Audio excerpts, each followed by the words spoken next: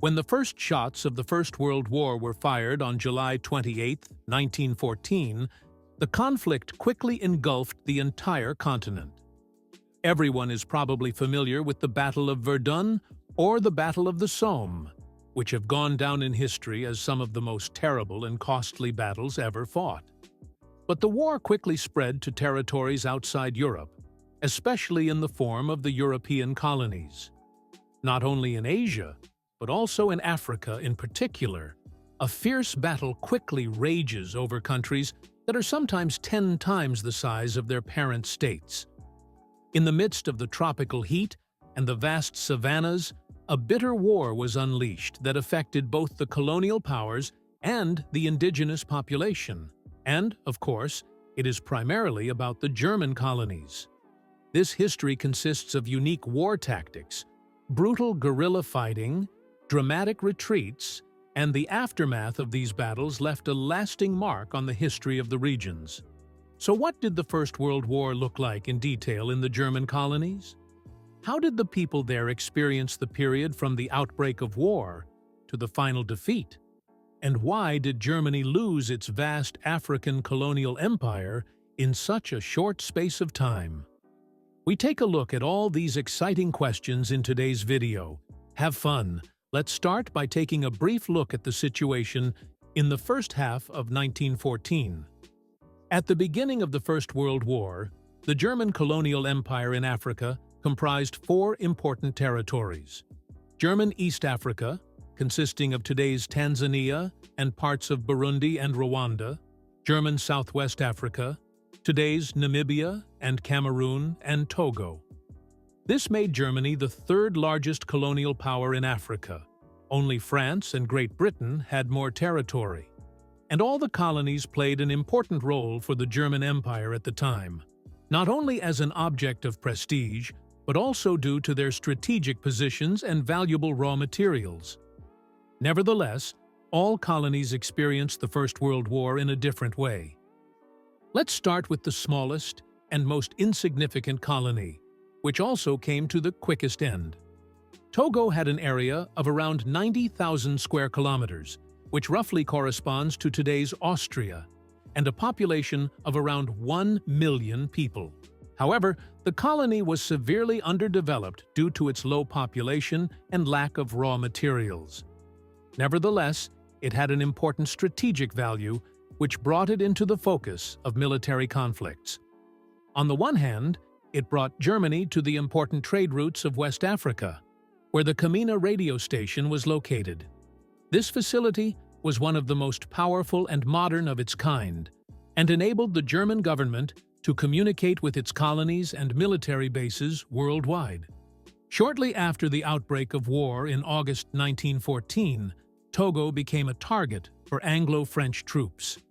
On August 6, 1914, British and French troops crossed Togo's borders from the neighboring colonies of the Gold Coast, today's Ghana, and Dahomey, today's Benin.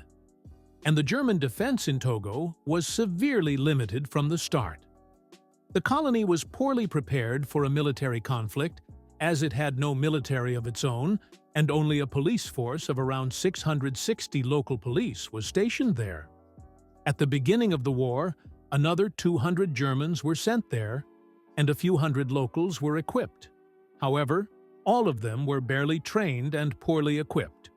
As early as August 8, 1914, the Allied forces reached the capital Lomé and captured it without any significant resistance.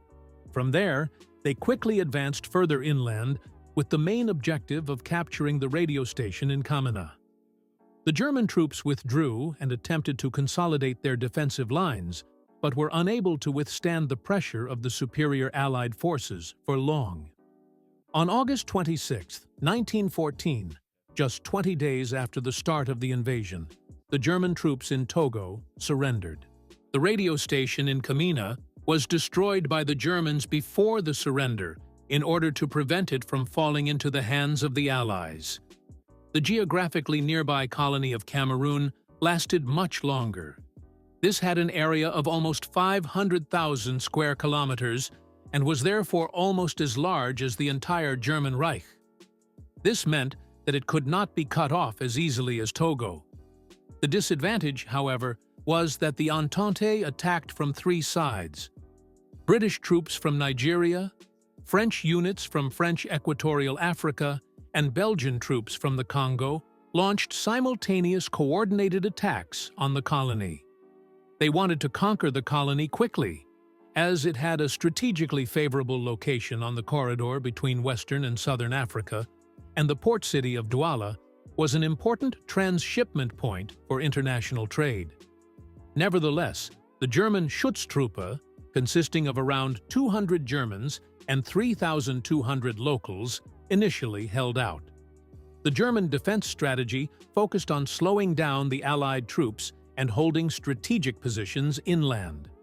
The Germans increasingly withdrew from the coastal areas and used the dense vegetation and difficult terrain of the hinterland to their advantage.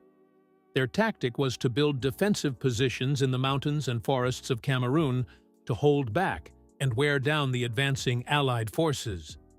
In this way, they hoped to avoid surrender until the end of the war in Europe. Over the course of 1915, however, the situation of the German defenders continued to deteriorate. The persistent Allied attacks, coupled with supply problems and disease, weakened the German troops considerably. In the end, resistance could no longer be maintained, and in February 1916, the remaining German forces in Cameroon surrendered. After the surrender, the surviving German soldiers and some civilian administrative officials retreated to neighboring neutral Spanish Guinea. There they were granted asylum and escaped being taken prisoner of war by the Allies. The fighting in Namibia was quite different. German West Africa was the first colony of the German Empire, and many Germans had emigrated there because of the Diamond Rush.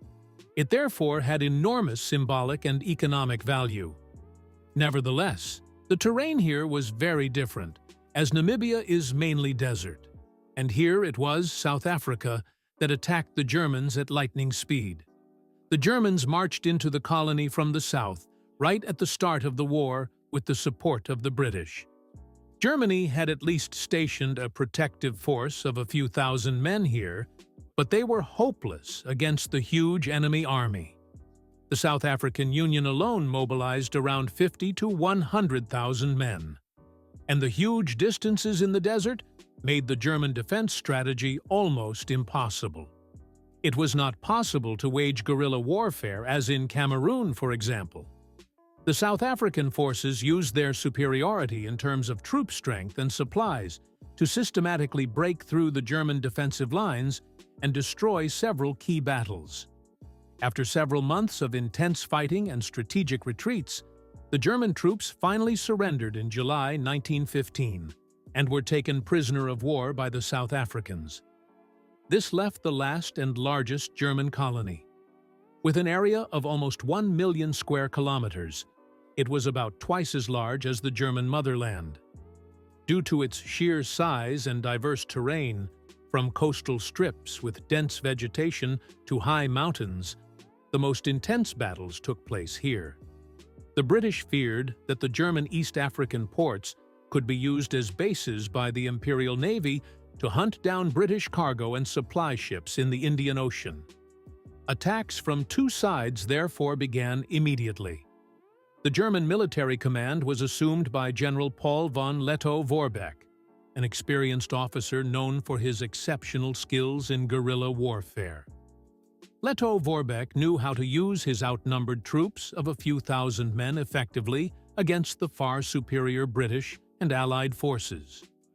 They used the dense vegetation and impassable geography to their advantage, which made it considerably more difficult for the British troops to advance. Lettow-Vorbeck avoided direct confrontations and instead relied on mobile warfare, surprise attacks, and skillful retreats. This tactic proved to be extremely effective and kept the Allies in constant uncertainty.